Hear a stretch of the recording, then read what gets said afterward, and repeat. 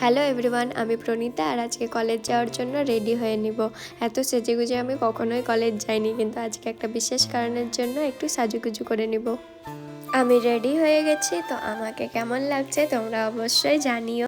আর সেই বিশেষ কারণটা হচ্ছে আজকে আমাদের কলেজে মডেলিংয়ের সিলেকশন রাউন্ড আছে, তো চলো তোমাদেরকে সেটাই দেখাই। তো এখন আমি বেরিয়ে পড়েছি কলেজ যাওয়ার জন্য।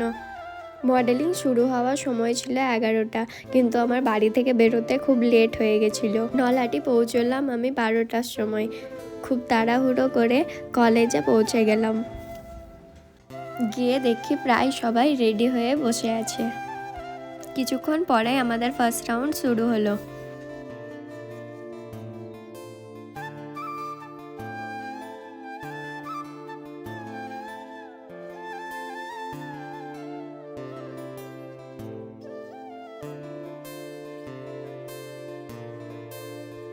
এরপরে সেকেন্ড রাউন্ড শুরু হলো প্রপস নিয়ে।